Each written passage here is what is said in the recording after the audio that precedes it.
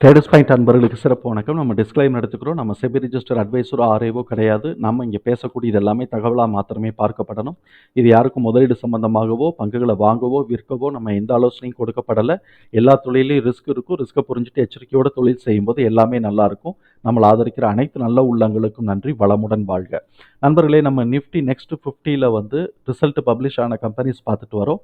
அந்த வரிசையில் இப்போ நம்ம பார்க்கக்கூடியது வந்து போஷ்.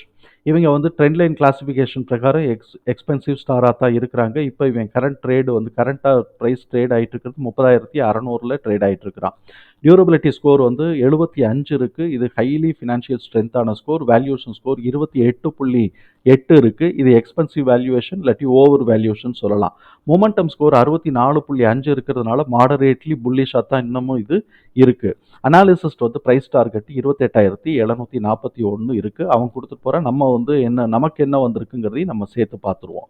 இப்போ பிஇ ஜோனை பொறுத்த வரைக்கும் இதுக்கு இன்னும் வந்து அப் ட்ரெண்ட், அது வந்து இன்னும் பை ஜோனில் தான் காட்டிக்கிட்டு இருக்கு. சரி, அது காட்டிக்கிட்டு இருக்கட்டும். கரெக்ஷன் வருதான்னு பார்ப்போம்.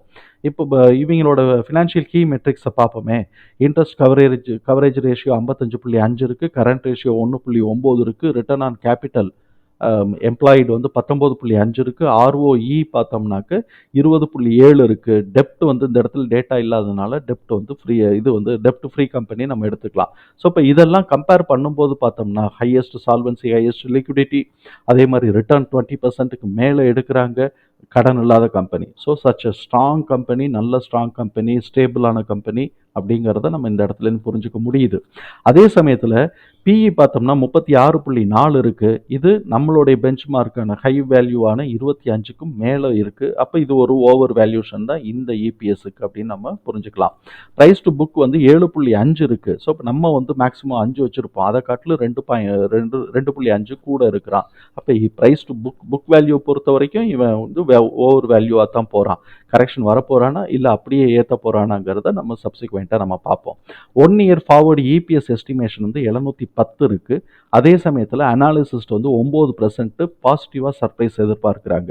கன்சல்டன்ஸ் ரெக்கமெண்டேஷன்ஸில் 7 அனாலிசிஸ்ட் வந்து ரெக்கமெண்ட் பண்ணியிருக்கிறாங்க. அதில் 2 பேர் செல் பண்ணியிருக்கிறாங்க, 2 பேர் ஹோல்டுன்னு சொல்லியிருக்கிறாங்க, 3 பேர் வந்து பை சொல்லியிருக்கிறாங்க. கேஷ் ஃப்ளோ ஸ்டேட்மெண்ட்டை பார்ப்போம். நெட் கேஷ் ஃப்ளோ வந்து இயர் ஆன் இயர் கம்பேர் பண்ணும்போது மைனஸில் போயிருச்சு. 64.4% வந்து மைனஸில் போயிருச்சு.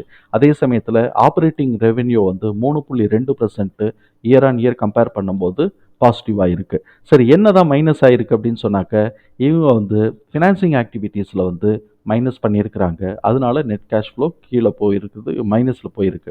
சரி, இப்போ இந்த ஃபினான்சிங் ஆக்டிவிட்டீஸ்னால் இவங்க கடன் அடைச்சிருக்கிறாங்களா இல்லையாங்கிறது நம்ம இன்டெப்த்தாக பேலன்ஸ் ஷீட்டில் நம்ம பார்க்கும்போது தான் தெரியும். நம்ம வந்து அதை யூகிச்சுக்குவோம். இவனோட ஆனுவல் ரிசல்ட்டை இப்போ நம்ம பார்ப்போம். ஆனுவல் நெட் ப்ராஃபிட் வந்து இயர் ஆன் இயர் கம்பேர் பண்ணும்போது 74.8% இன்க்ரீஸ் ஆகிருக்கு. அதே மாதிரி annual revenue 13% year on year compare பண்ணும்போது இன்க்ரீஸ் ஆகிருக்கு. இவனுடைய புக் வேல்யூ பார்த்தோம் அப்படின்னு சொன்னால் கரண்ட் புக் வேல்யூ 4087 இருக்குது. டிடிஎம் புக் வேல்யூ வந்து பார்த்தோம்னா 1276 இருக்குது. இவனுடைய குவார்ட்டர்லி பெர்ஃபார்மன்ஸ் என்ன இருக்குன்னு பார்ப்போமே. இவனை நெட் ப்ராஃபிட் வந்து quarterly March quarter previous March குவார்ட்டரோட இயர் ஆன் இயர் கம்பேர் பண்ணும்போது 41% இன்க்ரீஸ் ஆகிருக்கு. அதே சமயத்தில் ரெவென்யூ வந்து 6% இன்க்ரீஸ் ஆகிருக்கு. அப்போ Q2Q என்ன பண்ணியிருக்கிறான்? Q2Q போன டிசம்பர் கம்பேர் பண்ணும்போது இவன் ஒரு 100 பாயிண்ட் ஏறத்தான் செஞ்சுருக்கிறான் ரெவென்யூவில். அதே மாதிரி நெட் ப்ராஃபிட்டில் கிட்டத்தட்ட ஒரு 50 பாயிண்ட்டு ஏறத்தான் செஞ்சுருக்கிறான். அப்போ ஆப்வியஸாக இது வந்து இபிஎஸும் கொஞ்சம் கூடியிருக்கு. அது 16 பாயிண்ட்டு கூடியிருக்கு. இப்போ இபிஎஸ்சில் ஏதாவது பேட்டர்ன் இருக்கா அப்படின்னு சொன்னால், இபிஎஸ்சில் பேட்டர்ன் நான் வந்து ஐடென்டிஃபை பண்ணேன். மார்ச் பேட்டர்னும் ஜூன் பேட்டர்னும் ஆல்மோஸ்ட் வந்து ஒரே மாதிரி இருக்குது. கிட்டத்தட்ட ஒரு சமநிலைக்குள்ளே இல்லாட்டி வித்தின் ஒரு 5 பாயிண்ட்டுக்குள்ளே வித்தியாசத்துக்குள்ளே அந்த இது போயிட்டுருக்கு. இப்போ இவன் வந்து 3 பாயிண்ட்டு மார்ச் கட்டணும் ஜூன் கூட எடுத்துருக்கிறான்.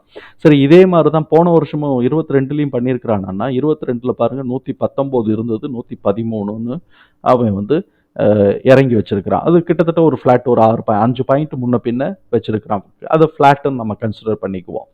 ஆனால் செப்டம்பர் குவார்ட்டரில் பாருங்களேன் கூட இருக்குது. செப்டம்பர் குவார்ட்டரில் வந்து இது வந்து அதிரி புதிரியாக ஏறி வச்சிருக்கிறான். அதே மாதிரி இங்கேயும் செப்டம்பர் குவார்ட்டரில் வந்து பார்த்தோம்னா கிட்டத்தட்ட ஒரு 13 பாயிண்ட்டு மேலே ஏறி வச்சிருக்கிறான். அதுக்கப்புறம் என்ன பண்ணுறான்? டிசம்பர் குவார்ட்டரில் கீழே இறக்கி வச்சிடுறான். அதே மாரி தான் 2023லயும் டிசம்பர் குவார்ட்டர்ல கீழ இறக்கிட்டு, மார்ச் குவார்ட்டர்ல மேலே ஏத்திக்கிட்டு இருக்கிறான். ஸோ, இப்ப இவனுடைய புக் வேல்யூ பார்த்துட்டோம். ஷேர் ஹோல்டிங் பேட்டர்ன் நம்ம பார்ப்போம். ஷேர் ஹோல்டிங் பேட்டர்ன்ல வந்து இவங்க வந்து ப்ரமோட்டர்ஸ்ல அன்சேஞ்ச்டா, அன்பிளெட்ஜ்டா தான் இருக்கு. இவங்க என்ன பண்ணி வச்சிருக்கிறாய்ங்க, யாரு எஃப்ஐஎஸ் என்ன பண்ணி வச்சிருக்கிறாய்ங்க, டிசம்பர் குவார்ட்டர் டூ மார்ச் குவார்ட்டர கம்பேர் பண்ணும்போது பார்த்தோம்னா, ஒரு 0.5% ஏத்தி வச்சிருக்கிறாய்ங்க. டிஏஎஸ் என்ன பண்ணியிருக்கிறாய்ங்கன்னா, 0.2%, 0.25%, 0.3% மேல ஏத்தி வச்சிருக்கிறாய்ங்க. 0.3% ஏத்தி வச்சிருக்கிறாய்ங்க. 2 பேருமே ஏறக்குள்ள ஏத்தி தான் வச்சிருக்கிறாய்ங்க. இப்ப இந்த இபிஎஸ் டீட்டெயில்ஸ தூக்கி நம்ம வந்து இதுக்குள்ள போட்டோம். எது எக்ஸெல் ஃபார்மேட்டுக்குள்ள போட்டோம். நாம வந்து இப்ப பார்த்தோம்னாக்க, இந்த book value current book value ஆன 4087க்கு ஃபேர் பிரைஸ் வந்து என்ன செய்யுது, 8804 வருது. ஆனா ரியல் பிரைஸ் அதுக்குள்ள வருதான்னாக்க, இவன் அதெல்லாம் தாண்டி அடுத்து டிடிஎம் புக் வேல்யூவுக்கு வந்து என்ன மேக்ஸிமம் பிரைஸ் எடுக்க முடியுமோ, அந்த இடத்துக்குள்ள கொண்டு போய் நின்னுகிட்டு இருக்கிறான். 30,227 இபிஎஸ் எஸ்டிமேஷன். இபிஎஸ் ஓட டிடிஎம். அதே சமயத்துல இபிஎஸ் ஓட எஸ்டிமேஷன் 28,827. அப்ப இந்த தடவை நம்ம நோட் பண்ணோம்னா, டிடிஎம் வந்து 843 இபிஎஸ் வந்து TDM EPS annual EPS TDM வந்து 843. அதே சமயத்துல எஸ்டிமேஷன் பார்த்தோம்னா 710 தான் வருது. அதனால இது வந்து ரொம்ப ஆனுவல் எஸ்டிமேஷன் பார்த்தோம்னா ரொம்ப குறைய வந்திருக்கு. அப்படி குறைய வந்திருக்கு அப்படிங்கும்போது, இப்போ வந்து பிரைஸ் வந்து கீழே கரெக்ஷன் ஆகிறதுக்கான வாய்ப்புகள் இருக்குன்னு நமக்கு இந்த இடத்துல புரிஞ்சுக்க முடியுதா? இப்போ இபிஎஸ் டிடிஎம் வந்து என்ன பண்ணியிருக்காங்க, இபிஎஸ் டிடிஎம் இந்த 843க்கு நம்ம பிரைஸ் கன்வெர்ட் பண்ணோம்னா 30,277. அதே சமயத்தில் ஆனுவல் எஸ்டிமேஷனுக்கு நம்ம வந்து நம்ம ப்ரைஸை கன்வெர்ட் பண்ணோம்னா 28,827 நம்ம காட்டுது.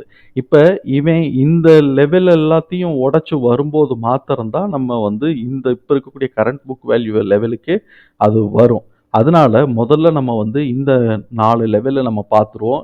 அது வந்து அதில் ஃபிட் ஆகும். இதோட லோ அதோட ஹையா இருக்கும். அப்ப நம்ம வந்து என்ன பண்ணியிருக்கிறோம், இப்ப ஆனுவல் எஸ்டிமேஷன் கம்மியாயிட்டதுனால 28,827 வரைக்கும் நம்ம எதிர்பார்க்கலாம். சரி, இங்க அனாலிசிஸ்ட் என்ன சொல்லியிருக்கிறாங்கன்னு பார்ப்போமே. 28,741.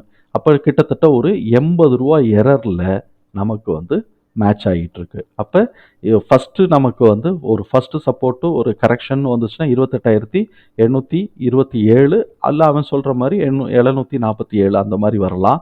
அதை உடைச்சான்னாக்க 27,104ல இருந்து 25,926 இந்த ரேஞ்சுக்குள்ள சப்போர்ட் எடுத்து கரெக்ஷன் எடுக்கலாம்.